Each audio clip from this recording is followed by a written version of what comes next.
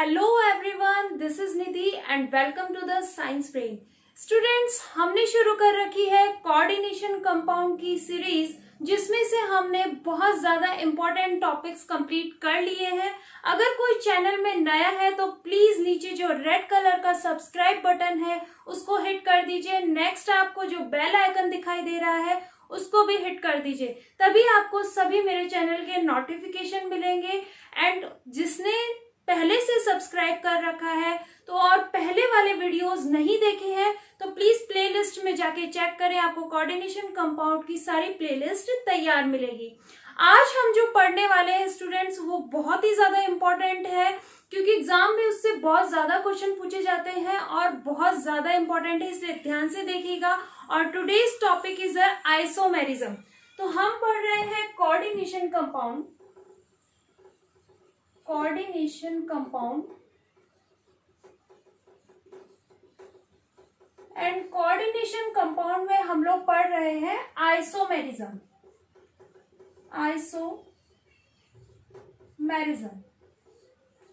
देखिए students, isomerism वैसे तो टिपिकल है, बट अगर आप ये वीडियो कंप्लीट देख लेंगे तो ये आइसोमेरिज्म आपके लिए बहुत ज्यादा इजी हो जाने वाला है। छोटे छोटे कॉन्सेप्ट या फिर किस तरीके से आइसोमेरिज्म होती है कोऑर्डिनेशन कॉम्प्लेक्स में, वो सभी हम डिस्कस करेंगे। बस बने रहिए वीडियो पे। देखिए स्टूडेंट, सबसे पहले आइसोमेरिज्म। तो व्हाट इज आइसोमेरिज्म? आइसोमेरिज्म होती क्या है स्टूडेंट्स? अगर हम लोग कंपैरिजन करें किन्हीं दो कॉम्प्लेक्सेस का, तो उन दो कॉम्प्लेक्सेस में उनका मॉलिक्यूलर स्ट्रक्चर जो होता है वो सेम होता है, बट उनका जो स्ट्रक्चरल फॉर्मूला होता है वो डिफरेंट होता है। ये आपने किताबों में बहुत ज्यादा डेफिनेशन पढ़ी होगी, लेकिन आइसोमेरिज्म होता क्या है वो मैं आपको एक एग्जांपल के साथ बताती हूँ। देखिए, कोई दो जुड़वा बहनें हैं, या हम कह सकते हैं कि they are the two twins. अगर कोई दो ट्विंस हैं, यानी कि अगर हम लोग बात करें ट्विंस की, तो ट्विंस हैं, उनमें से उनकी शक्ल हूबहू मिलती है एक दूसरे से, तो यानी इनका मॉलिक्यूलर फॉर्मूला तो सेम है, बट एक की हाइट छोटी है और एक की हाइट लंबी है। यानी हम लोग कह सकते हैं कि इनका मॉलिक्यूलर फॉर्मूला तो सेम है, बट जो स्ट्रक्चरल फॉर्मूला इज डिफरेंट। इसी को हम लोग आइसोमेरिज्म कहते हैं। अब केमिस्ट्री के पॉइंट ऑफ व्यू से बात करते हैं। आइसोमेरिज्म, अगर हम लोग डेफिनेशन की बात करें तो isomerism when the two or more substance or complex they have same molecular formula, that is the same molecular formula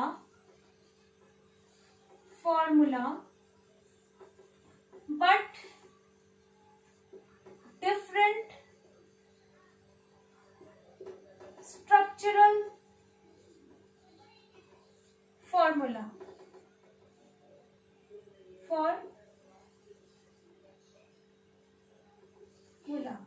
और spatial arrangement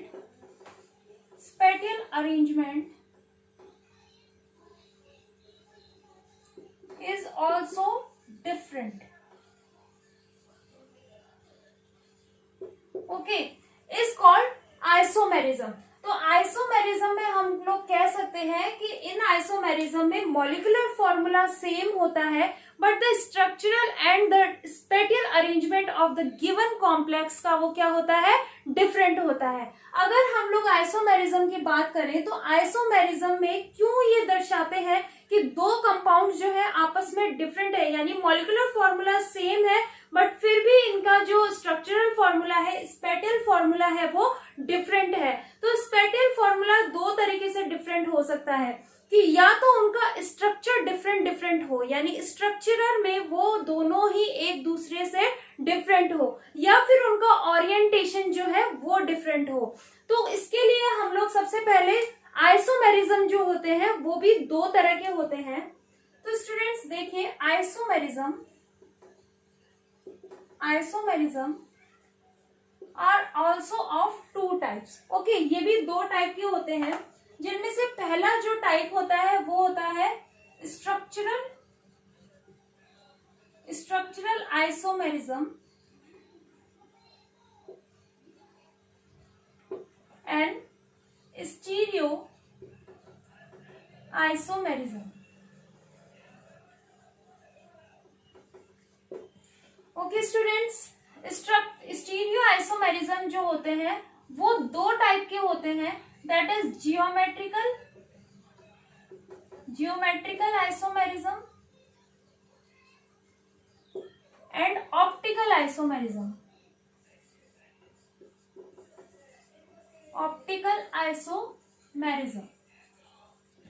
तो स्टूडेंट्स, ज्योमेट्रिकल, ऑप्टिकल या हम बात करें स्टीरियो आइसोमेरिज्म को हम लोग बाद में पढ़ेंगे। पहले हम बात करेंगे स्ट्रक्चरल आइसोमेरिज्म की। तो student, structural isomerism as like isomerism होता है, इट मींस इनमें कॉम्प्लेक्स के मॉलिक्यूलर फॉर्मूलाज जो होते हैं वो सेम होते हैं और स्ट्रक्चर जो होते हैं वो डिफरेंट होते हैं, और उसी को हम लोग बोलते हैं स्ट्रक्चरल आइसोमेरिज्म। तो स्टूडेंट्स, स्ट्रक्चरल आइसोमेरिज्म जो है आपकी एनसीईआरटी में 4 टाइप के दे रखे हैं।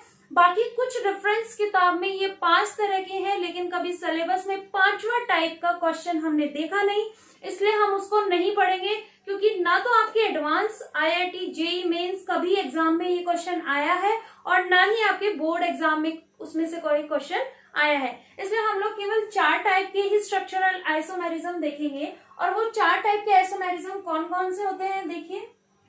फर्स्ट जो होता है वो होता है आयोनाइजेशन आइसोमेरिज्म। सेकंड जो होता है, आयोनाइजेशन के बाद में आता है आपका सॉल्वेंट या फिर हाइड्रेट आइसोमेरिज्म। ओके, नेक्स्ट जो आपका थर्ड टाइप का होता है वो होता है linkage isomerism.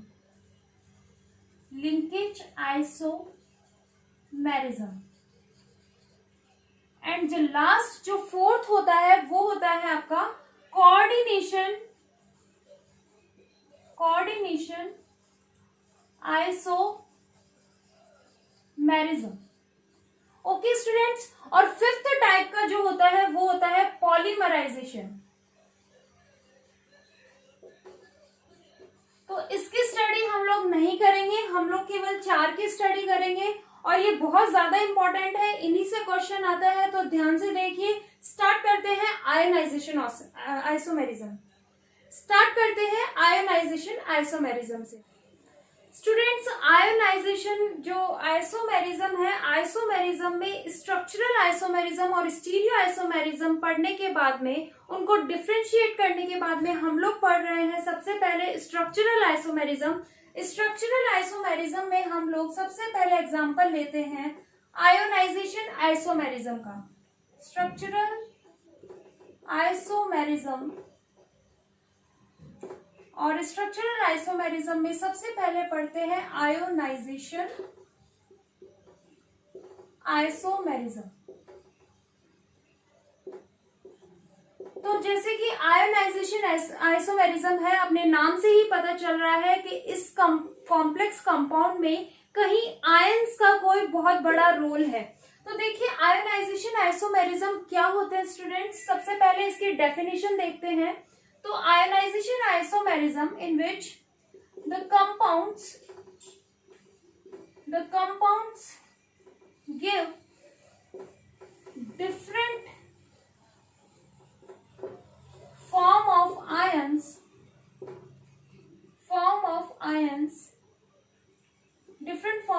ions, and although they have same composition,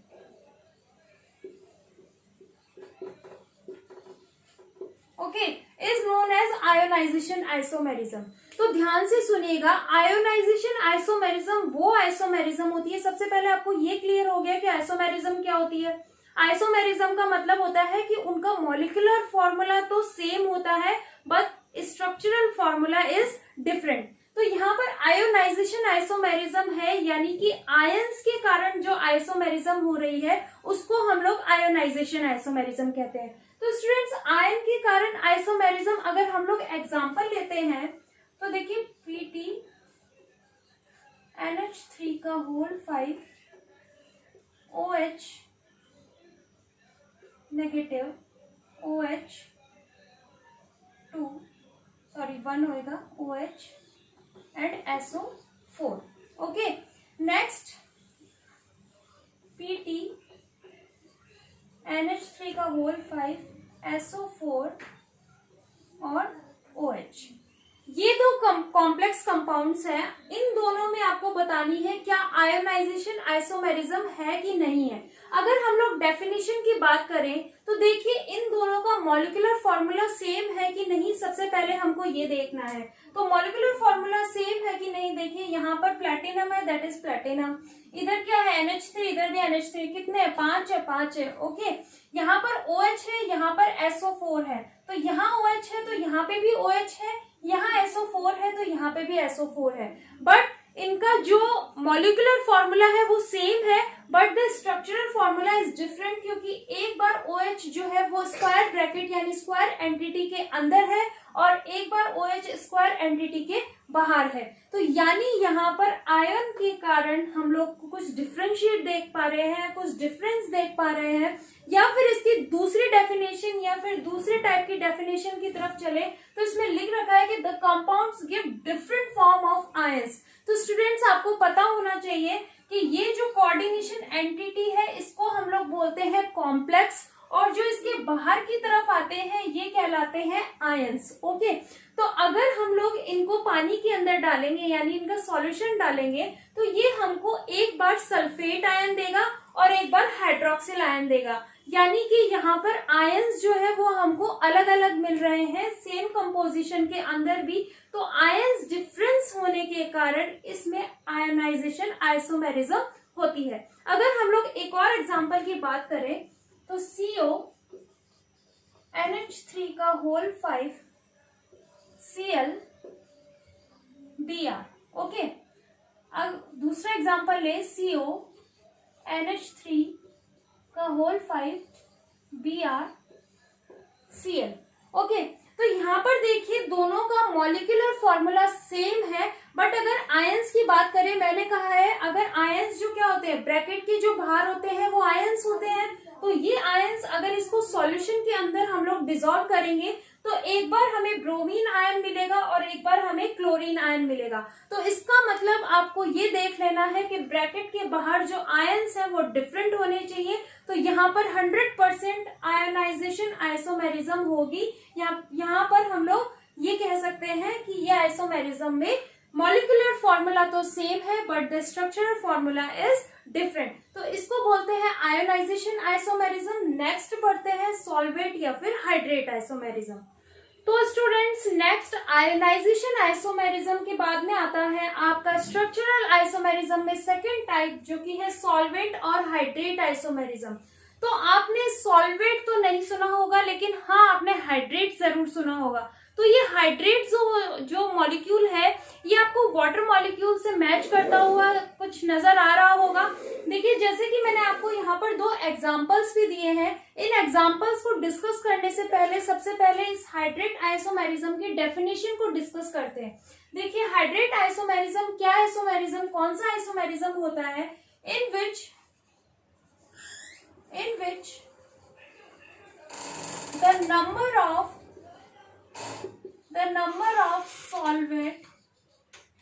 the number of solvent molecule present as a ligand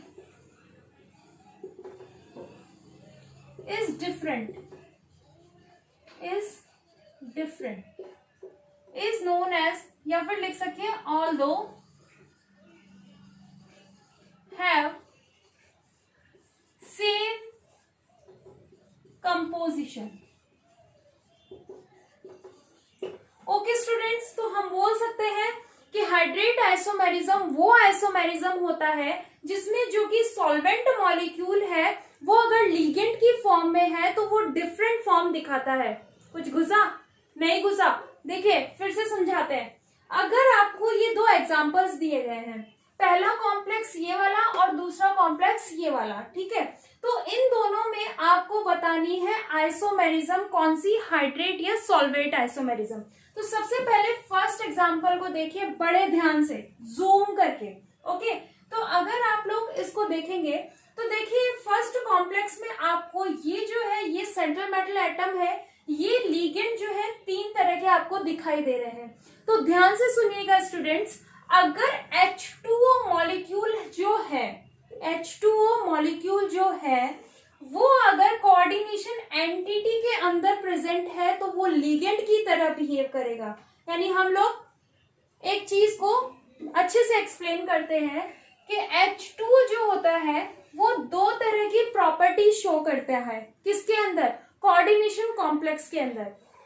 क्योंकि अगर H2O जो है वो कोऑर्डिनेशन एंटिटी के अंदर है, कोऑर्डिनेशन एंटिटी के अंदर है, इनसाइड कोऑर्डिनेशन एंटिटी, तो वो बिहेव करता है लीगेंड की तरह। ओके, बट अगर वो है आउटसाइड कोऑर्डिनेशन एंटिटी तो वो बिहेव करता है वाटर ऑफ क्रिस्टलाइजेशन। किसकी तरह बिहेव करता है? क्रिस्टलाइजेशन की तरह, क्रिस्टलाइजेशन की तरह बिहेव करता है। ओके, ये पॉइंट क्लियर हो गया कि अगर कोऑर्डिनेशन एंटिटी के अंदर हाइड्राइड मॉलिक्यूल है तो वो लिगेंड की तरह बिहेव करेगा, बट अगर कोऑर्डिनेशन एंटिटी के बाहर हाइड्रेट मॉलिक्यूल प्रेजेंट है तो वो क्रिस्टलाइजेशन की तरह शो करेगा।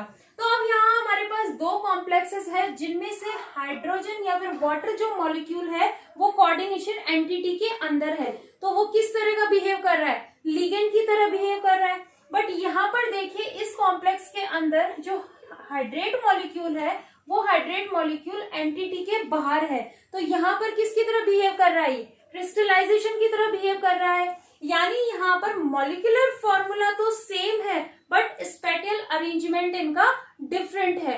और एक बार जो हाइड्रेट मॉलिक्यूल है वो लिगेंड की तरह बिहेव कर रहा है और एक बार ये क्रिस्टलाइजेशन की तरह बिहेव कर रहा है। यानी यहाँ पर आइसोमेरिज्म होती है। और कौन सी आइसोमेरिज्म?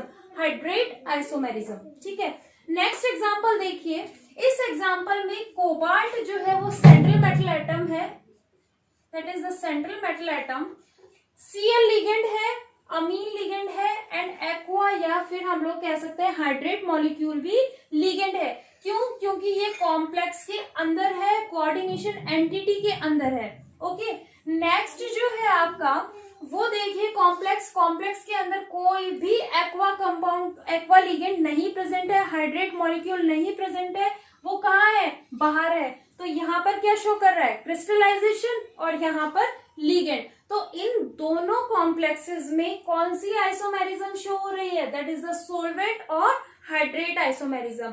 ये बात भी बिल्कुल सही है कि जो सॉल्वेट जो आइसोमेरिज्म है या हाइड्रेट आइसोमेरिज्म है ये आयोनाइजेशन आइसोमेरिज्म का ही एक पार्ट है। ओके, बट अगर आपको आयोनाइजेशन आइसोमेरिज्म अगर पूछा जाए तो आप आयंस के अकॉर्डिंग हाइड्रेट मॉलिक्यूल को देखेंगे और अगर आपको हाइड्रेट आइसोमेरिज्म पूछा जाए तो आप क्रिस्टलाइजेशन और लिगेंड के हिसाब से हाइड्रेट मॉलिक्यूल को देखेंगे। ये हम फर्दर डिस्कस करेंगे किसी दिन जब क्वेश्चंस की प्रैक्टिस करेंगे इन आइसोमेरिज्म्स की, तब हम मैं बताऊंगी आपको कि किस तरीके से आइसोमेरिज्म के क्वेश्चन सॉल्व किए जाते हैं। ओके, तो फिर अब ये पूरा जो आपने पढ़ लिया है, तो स्ट्रक्चरल आइसोमेरिज्म में हमारी first isomerism ionisation isomerism and second is the hydrate isomerism complete हो चुकी है।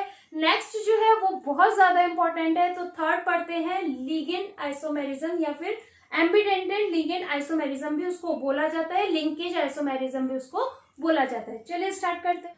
तो सेकेंड टाइप सॉल्वेंट और हाइड्रेट के बाद में हमारा थर्ड टाइप आता है लिंकेज आइसोमेरिज्म। तो लिंकेज आइसोमेरिज्म कौन सा होता है? सबसे पहले इसके डेफिनेशन को डिस्कस करते हैं।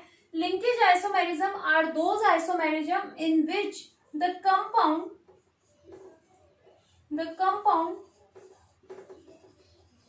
containing the compound containing ambidentate ligand, ambidentate ligand, ambidentate ligand students याद है ना आपको या फिर उड़ गया? एम्बीडेंटेड लिगेंड जो होता है, सॉरी देखिए मुझे पता है आपको बहुत अच्छे से याद है, आपकी जो मेमोरी जो है ना वो बहुत फास्ट है, बिल्कुल सीरियसली। देखिए एम्बीडेंटेड लिगेंड जो होता है वो लिगेंड होता है जिनमें से जो एटम्स होते हैं, कोई भी दो एटम, उनमें से कोई भी एक एटम एक बार कोऑर्डिनेट बॉन्ड बनाए और दूसरी बार दूसरा कोऑर्डिनेट बॉन्ड बनाए, उसको हम लोग बोलते हैं एम्बीडेंटेड लिगेंड। ओके, ये एम्बीडेंटेड लिगेंड कौन कौन से होते थे आपको पता हो तो ये that is the cyanide, okay, और आइसोसाइनाइड, और बोलो, वेरी गुड, आपको तो याद है, साइनाइड, आइसोसाइनाइड, या फिर थायोसाइनाइड, या फिर आइसोथायोसाइनाइड, या फिर नाइट्रो, जिसमें से एक बार नाइट्रोजन जो ग्रुप है वो लिगेंड की तरह बिहेव करता है और एक बार ऑक्सीजन जो है वो लिगेंड की तरह बिहेव करता है, यानी एक बार ये कोऑर्डिनेट बॉन्ड बनाता है, एक बार ऑक्सीजन कोऑर्डिनेट बॉन्ड बनाता है। तो इस तरीके के जो कंपाउंड्स होते हैं उनको हम लोग बोलते हैं एम्बीडेंटेड लिगेंड। इस तरह के लिगेंड को एम्बीडेंटेड लिगेंड बोला जाता है और यही एम्बीडेंटेड लिगेंड जो है लिंकेज आइसोमेरिज्म शो करते हैं। वेरी इजीएस्ट आइसोमेरिज्म, अगर क्वेश्चन आता है तो इसको डिटेक्ट करने में आपको 1 सेकंड भी नहीं लगेगा, क्योंकि अगर आपको पता है कि एम्बीडेंटेड लिगेंड कौन से होते हैं और वो कॉम्प्लेक्स के अंदर प्रेजेंट है, तो वहां पर एम्बीडेंटेड लिगेंड के साथ में लिंकेज आइसोमेरिज्म ही प्रेजेंट होगी। फॉर एग्जाम्पल अगर हम लोग देखें Cr H2O का होल 5, या फिर हम ले लेते हैं यहाँ पे NH3 का होल 5, और यहां से कोई सा भी आप ले लीजिए HCN + 2, ओके, और Cr NH3 का होल 5 NCS + 2, ओके। तो इन दोनों में अगर हम लोग डिटेक्ट करेंगे किस तरह की आइसोमेरिज्म है, तो देखिए आपको साफ दिखाई दे रहा है, यहाँ पर एम्बीडेंटेड लिगेंड प्रेजेंट है और यहाँ पर भी एम्बीडेंटेड लिगेंड प्रेजेंट है। तो इसलिए इस कारण से इस आइसोमेरिज्म को बोला जाता है लिंकेज आइसोमेरिज्म। अब यहाँ पर इसकी जगह कोई सा भी हम लोग कुछ भी लिख सकते थे, यहाँ पे NC भी लिख सकते थे, CN भी लिख सकते थे, या फिर NO2 भी लिख सकते थे, और इसको यहाँ पर चेंज कर देते हैं, ओके। तो इस तरह के आइसोमेरिज्म को हम लोग बोलते हैं linkage isomerism. Next and last जो है आपका coordinate isomerism, very very important. चलिए देखते हैं। तो स्टूडेंट्स, लिंकेज आइसोमेरिज्म के बाद में लास्ट और जो इम्पोर्टेंट है वो है कोऑर्डिनेशन आइसोमेरिज्म। देखिए कोऑर्डिनेशन आइसोमेरिज्म क्या होती है, जैसे कि आपने एक कॉम्प्लेक्स देखते हैं, आप लोग कोई भी कोऑर्डिनेशन कंपाउंड जब पढ़ते हैं तब कॉम्प्लेक्स कंपाउंड देखते हैं, ओके। तो उसी कॉम्प्लेक्स कंपाउंड के साथ एक और कॉम्प्लेक्स कंपाउंड हो जो एक बार कैटायन की तरह बिहेव करे और एक बार एनायन की तरह बिहेव करे, तो उसी को हम लोग कोऑर्डिनेशन कंपाउंड कहते हैं। फॉर एग्जाम्पल कोऑर्डिनेशन आइसोमेरिज्म में देखिए, this type of isomerism is possible when both positive and negative ion of a salt और a complex ion and two isomer differ in the distribution of ligand. यानी कि हम लोग अगर दो complexes ले जिनमें से एक कैटायन की तरह बिहेव करता है और एक एनायन की तरह बिहेव करता है, और उनमें जो भी लिगेंड है वो लिगेंड जो है डिफरेंट डिफरेंट हो एक कॉम्प्लेक्स के अंदर, तो उसको हम लोग बोलते हैं कोऑर्डिनेशन आइसोमेरिज्म।